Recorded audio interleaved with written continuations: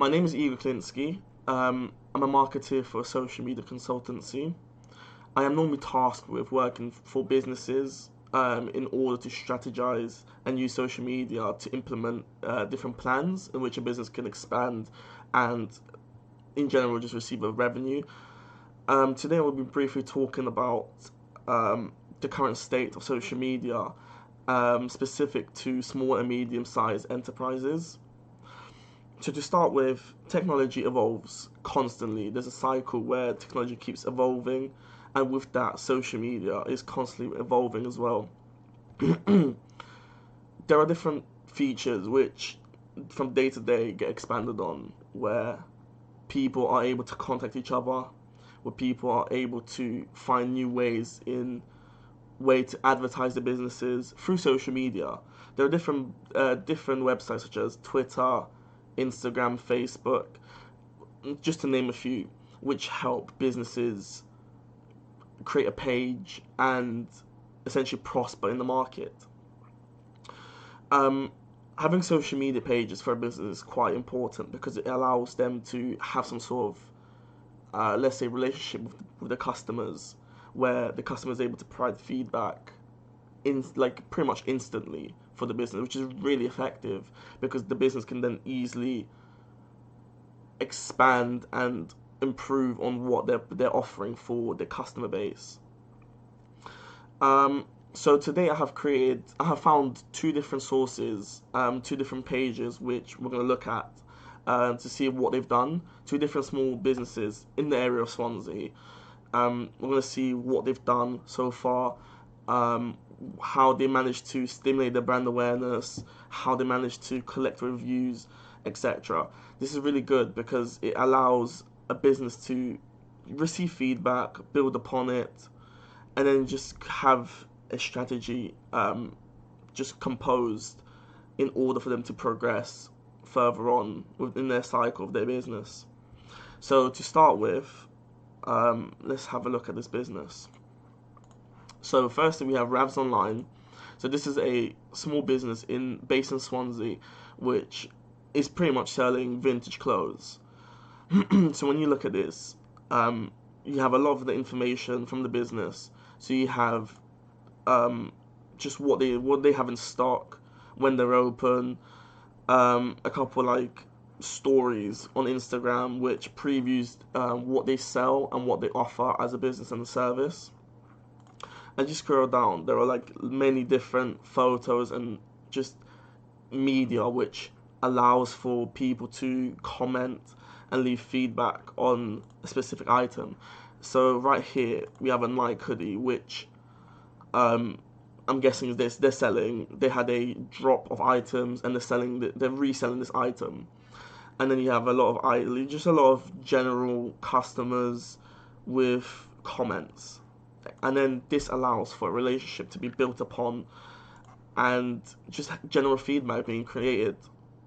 So when having a website for a business, there can be many different negatives. For example, having a lot of different advertisements on the web page, which advertises third party businesses, for example, this can be seen as clutter for the customer, where they feel demotivated to continue browsing because having loads of pop-ups where you need to close them, it's just time consuming and it will just demotivate just the whole idea of searching and scrolling through a website to find what you want.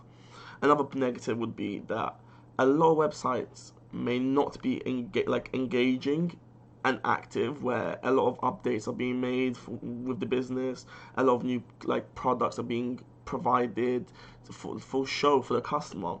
Having an engaging website with a lot of eye-catching points is really effective because it keeps them engaged, it keeps just the customer focused, and it gets the message across really well. So then, when looking at positives for what some of these examples may have done, start with Plants and Papers, which is the second business which I looked at. They have a specific area for questions and feedback where a customer could just post a question in this section, ask for anything, and then the business will come back with a reply. This is effective because it creates a relationship and easy information transmission between the customer and the business. This allows for improvement on the business.